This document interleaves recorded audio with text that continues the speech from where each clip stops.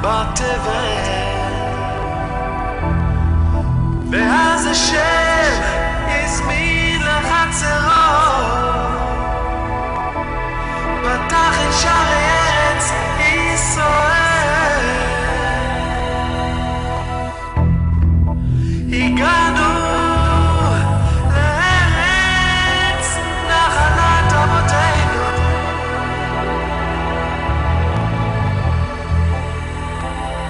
ארץ נחלת אבותינו. Dios te bendiga, mi amado hermano y amigo que está siguiendo esta historia del Ministerio de Evangelización Víspera del Fin. Muy emocionante todo lo que hemos contado hasta ahora en los primeros 5 episodios. ¿Sabe de qué queremos hablarte hoy? Acerca del proceso que conlleva la programación de una invasión evangelística o evangelismo en un pueblo o provincia de nuestro país, República Dominicana. Lo primero es estar de acuerdo a la directiva sobre cuáles son los lugares que vamos a visitar o a programar durante el año que vamos a estar trabajando en el evangelismo. Por lo general, siempre utilizamos la reunión última del mes de diciembre para plantear más o menos lo que le llaman las perspectivas de lo que queremos alcanzar en ese tiempo. Fíjate que al comienzo de nuestro ministerio, pues hacíamos 3 a 5 y hasta 6 evangelizaciones por año, puesto de que solamente realizábamos una evangelización general cada 2 meses, debido al proceso arduo que se llevaba el tener que elaborar esas actividades. Una de las cosas que más me ayudó es haber estado como delegado cada año en la Convención Nacional de los Hombres de Honor, Fraternidad de Varones de la Asamblea de Dios, puesto que ahí conocí a muchos líderes de los caballeros que cuando yo iba a uno de esos pueblos, pues también me reconocían. Pero las convenciones más importantes que marcaron un hito fue las convenciones que tenían que ver con los pastores, en las cuales yo iba como delegado a esas convenciones desde el 1984 hasta el 1990 y tanto. El pastor me mandaba siempre como delegado representante de la iglesia. Por eso cuando yo llegaba a un pueblo o provincia, me era conocido los pastores con los cuales me relacionaba, porque cada uno de ellos los veía y hasta compartía en las convenciones, en los matutinos, en las plenarias, en las asambleas. Siempre estaba ligándome y mezclándome entre el cuerpo ministerial, y para mí ninguno de ellos eran desconocidos. Por eso fue ayudando poco a poco para que pudiésemos tener una plataforma de confiabilidad entre los pastores y el Ministerio de Evangelización Víspera del Fin.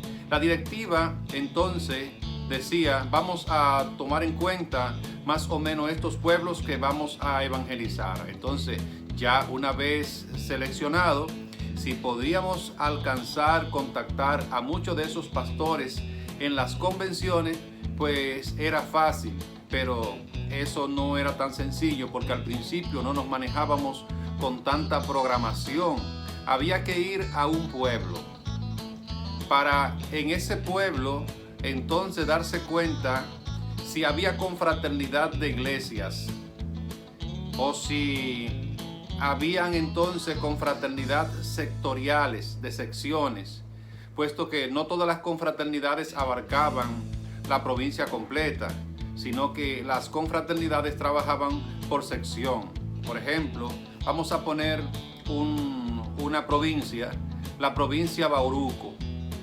En esa provincia Bauruco, cuando realizamos la primera evangelización, que fue en el año 1989, hubo que ir a Galván.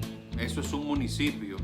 Y ahí en ese municipio, con el pastor Damián Zavala, hacer los contactos para que él nos comunique con los demás pastores y hablarle al pastor Damián acerca de lo que queremos realizar en ese pueblo, plantearle todo a él para que él entonces convoque a los demás pastores para una reunión. Lo mismo también en el municipio de Neiva, de la provincia de Bauruco. Allá nos encontramos al pastor Facundo Cabrera. Le planteamos la situación de la actividad que queríamos realizar y él entonces convocaría a la confraternidad de pastores para hacerles saber el proyecto. Luego pasamos a la comunidad de Villa Jaragua. Allá nos contactamos con el pastor José Morales Sánchez y con el pastor Arquímedes Terrero de la Iglesia de Dios. Le planteamos la actividad y ellos accedieron a reunir con los demás pastores.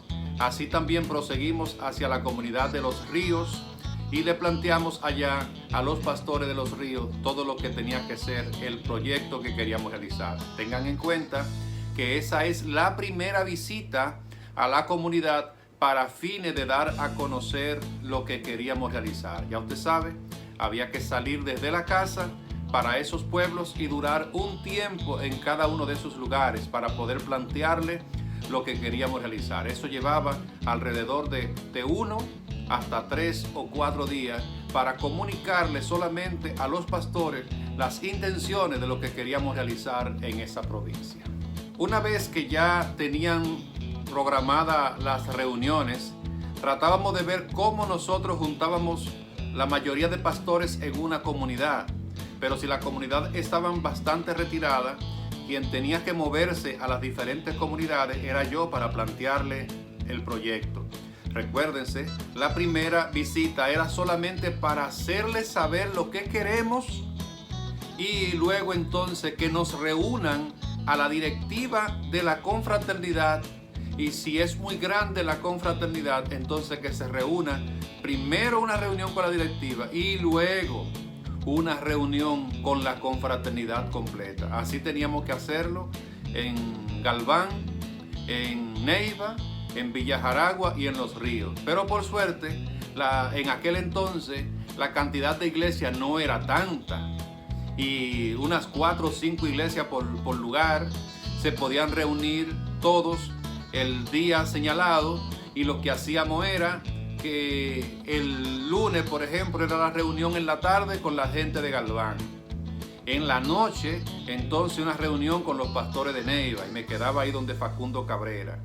Luego, entonces, el martes, una reunión en las iglesias de Los Ríos en la tarde, y luego una reunión en Villa Jaragua en la noche, y me quedaba amanecer en la iglesia, en la casa del pastor José Morales Sánchez. Eso es todo lo que conlleva la programación de una actividad.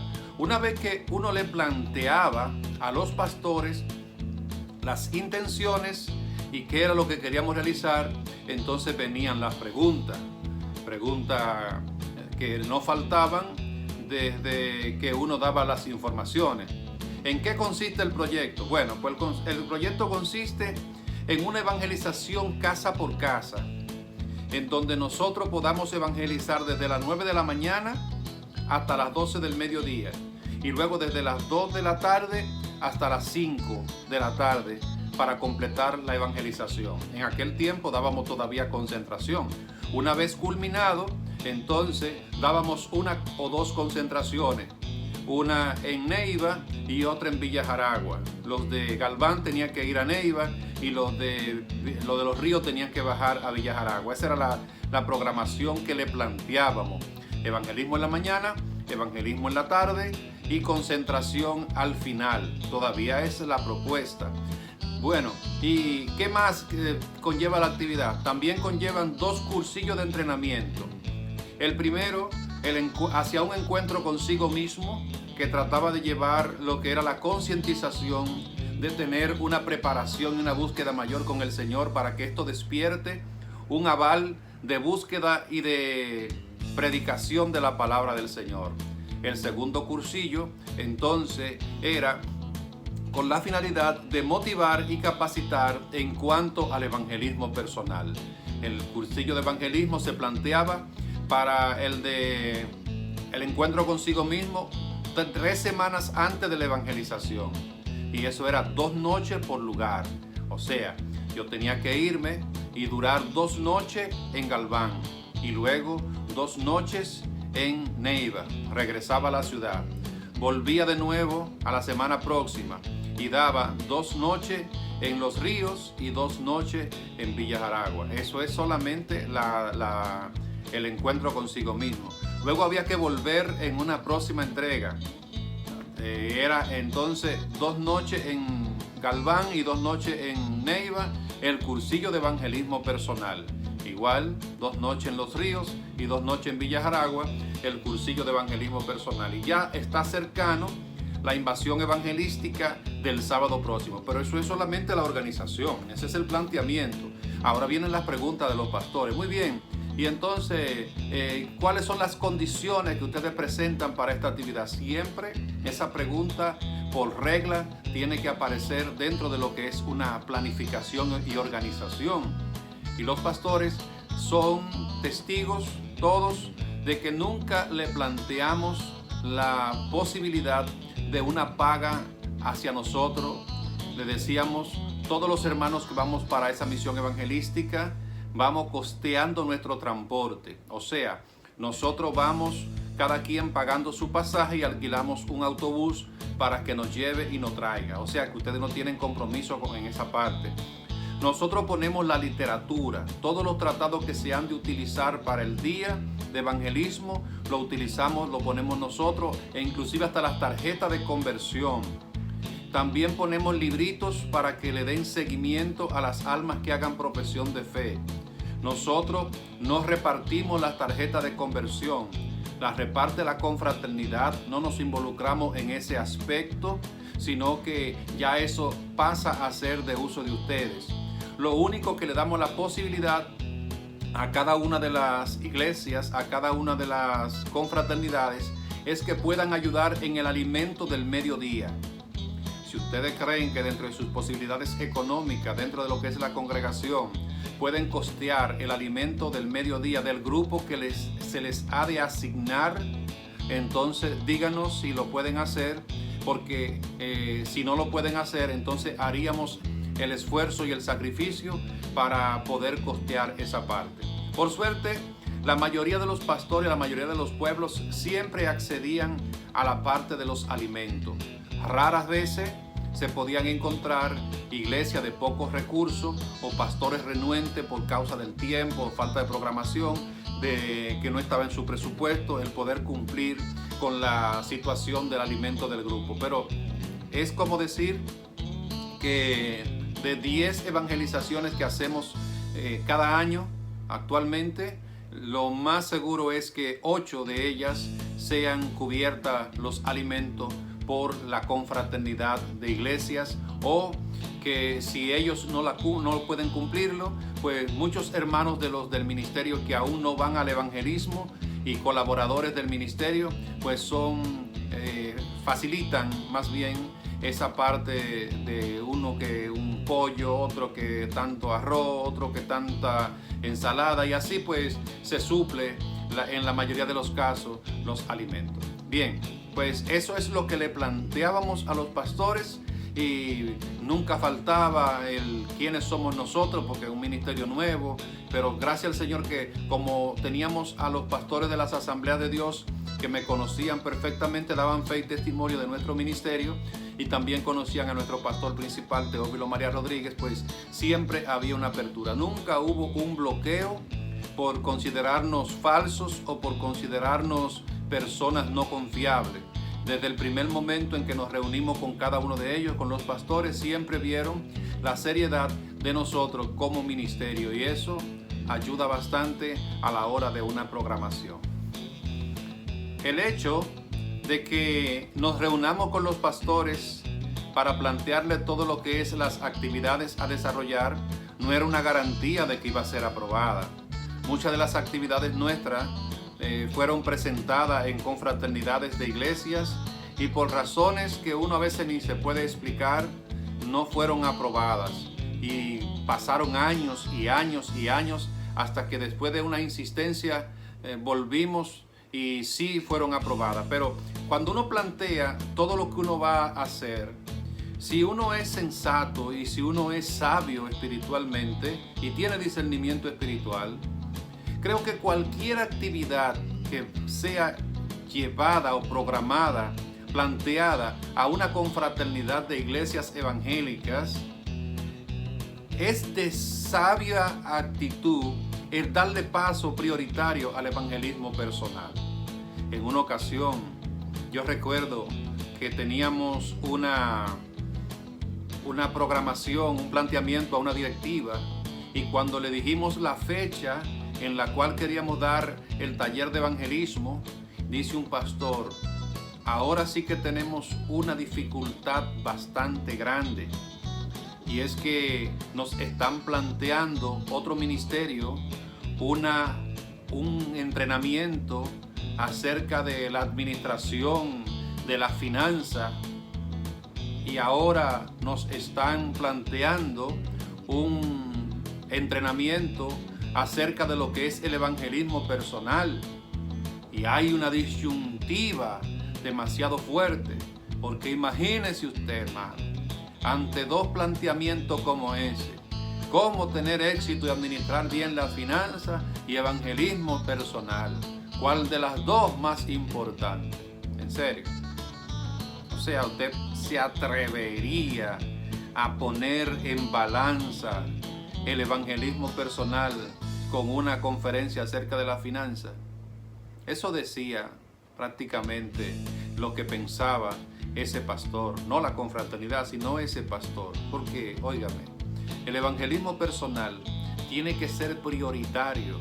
Y yo le aconsejaría a usted, pastor, líder de su congregación, que si algún ministerio, cosa que lo va a encontrar muy pocos, por no decir casi ninguno, que vaya a plantearle que quiere hacer una evangelización en su barrio, en su sector, en su pueblo, le digo la verdad: tumbe todo lo que tenga programado. Ponga para otra fecha lo que tenga programado. Porque si hay algo importante como iglesia y como ministerio para desarrollar y llevar a cabo, el evangelismo personal es prioritario por encima de cualquier cosa. Y no es que lo tumbe y que se olvide de lo demás porque el otro no es importante, sino posponga. Aproveche la oportunidad que le están planteando de llevarle un grupo de 10, de 15, de 20, de 50, de 60 personas a evangelizar a su comunidad. Y una vez ya planteada todo eso, pues uno esperaba que aprobasen. Muchos aprobaban y otros decían: le vamos a informar más adelante lo que acordó la confraternidad o la directiva. En la mayoría de los casos, en un 90 o 95%, la respuesta era aprobado. Entonces había que volver. Primero, la reunión de exploración para conocer los pastores. Segundo, el diálogo con la directiva. Tercero, entonces ahora ir a poner fecha, establecer fechas específicas con las confraternidades y con cada uno de los pueblos sobre lo que ya acordamos. Cuarto, ir entonces a llevar el primer taller de entrenamiento, el encuentro consigo mismo. Quinto, ir entonces a llevar el taller de entrenamiento de evangelismo personal. Sexto, los misioneros Ramón Marte y Lucía de Marte, que mandábamos a hacer una visita a las iglesias para calentamiento. Y séptimo, entonces la visita del grupo a nivel general, donde íbamos a llevar el evangelismo casa por casa a cada una de las comunidades, dividiendo el grupo que llevábamos para dejar un grupo en Galván, otro grupo en Neiva, otro grupo en Villa Jaragua y otro grupo en Los Ríos. Si íbamos 60 personas, pues lo más seguro era que dejásemos algunas 15 o 10 en Galván, 20 en Neiva, provincia principal, cabecera de provincia, en Villa Jaragua 15 y 15 o 10 en Los Ríos. Y esa era la distribución de un grupo más o menos de 60 personas. Pero esto no se queda así, porque el sistema de transporte para ir a esos lugares no es como lo tenemos actualmente. Tampoco el sistema de comunicación era tan desarrollado y tan efectivo como hoy lo tenemos. Las dificultades mayores que podíamos tener era el transporte. Había que irse a esas provincias, a esos lugares, donde yo no conocía dónde quedaba nadie, dónde vivían los pastores y dónde estaban las iglesias. Y estoy hablando de que para aquellos tiempos todavía no existían los motoconchos, o sea, los transportes de mototaxi, a los cuales usted le daba una cantidad de dinero de 25 centavos y desde la terminal de autobuses o de la parada de guagua, que así le llamamos acá, hacia la casa del pastor. A veces había que estar preguntando con un bulto encaramado encima o con una maleta pesadísima, estar preguntando dónde queda. Bueno, por suerte los viajes de contacto eran con equipaje ligero, un maletincito y una mochila o algo así. Pero ya cuando teníamos que ir a esos lugares, había que a veces esperar que desde el lugar donde nos deja el autobús, por ahí pasa entonces un autobús menor que va hacia ese lugar y tomarlo en el tiempo reglamentario. Yo recuerdo una vez que había programado un cursillo de evangelismo para la provincia de Azua, y la fecha en la cual nos íbamos hacia allá, hubo de repente una huelga, un paro nacional en la región sur de transporte, y ya las iglesias me estaban esperando. ¿Cómo yo llego allá? Yo llegué a la terminal desesperadamente tratando de encontrar un vehículo para que me lleve, y nada, hermano, ni un solo vehículo de transporte de pasajeros. ¿Y sabe en qué yo me fui para ese lugar de Azua? Había un camión que pasó, de esos que cargaban vacas, reses, ganado, y ese camión tenía en la parte atrás, cerquitita ahí de la entrada, en la parte de la cama del camión, un pequeño huequito de madera donde usted se mete ahí y puede estar protegido de que se pueda caer. Y ahí en ese camión, con ese olor que usted no lo soportaría ni un momento, ahí tuve yo que irme para la provincia de Azua para poder cumplir con esos pastores. Eso sí, que llegando allá y fue bañándome rápido porque era insoportable el aroma que había y el que ya yo llevaba también de esa experiencia. Otra vez tuve que ir a Pedernales a un taller de evangelismo, y cuando en ese tiempo estaba en reparación la carretera Barahona-Pedernales, tanto así que desde Oviedo a Pedernales eso era una sola línea de polvo que parecía las tormentas del desierto en el Sahara. Y los vehículos que llevaban desde Barahona hacia allá eran camionetas, muchas de ellas abiertas atrás. Las personas se vestían y se ponían casi como usted ve la gente ahora con el asunto del coronavirus, pero parecían árabes porque ellos se ponían esto así y se cubrían inclusive también todo, que lo único que quedaba visible era los ojos, y para esos ojos también había que ponerse unos lentes para poder llegar de Barahona a Pedernales.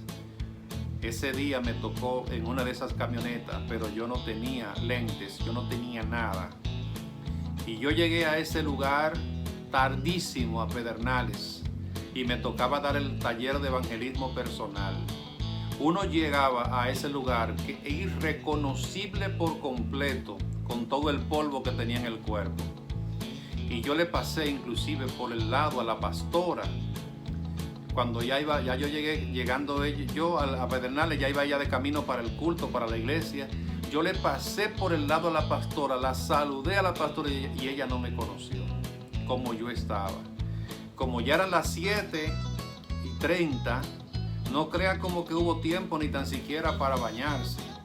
Yo tuve que entrar a la casa del pastor y en un trabajo de tumbar todo el polvo que existe en el cuerpo, y con ayuda de uno de los hijos del pastor, enciendo toallazo y trapazo que me dieron para quitarme todo el polvo y quitarme todo el polvo de la ceja, de la cara, y lavarme por lo menos la cara y las manos. Así tuve yo que irme para la iglesia para cumplir con esa responsabilidad, sin pensar en en una apariencia más adecuada. Claro que después que usted le quita el polvo tumbándolo, usted se siente molesto, pero no se le ve el sucio, porque no es un polvo que ensucia, sino un polvo que se le pegaba. Así que con tumbarlo pues se le iba. Y así esas fueron de las peripecias que tuvimos que pasar en esos lugares para poder llegar a una reunión y a un compromiso para con los pastores. Así se programa una misión evangelística en aquel entonces, pero todavía eso no para ahí. Eso sigue ahora en la parte del ministerio. ¿Cómo podíamos lograr nosotros involucrar a la gente en esa actividad para que nos puedan respaldar y poder cumplir con la cantidad señalada?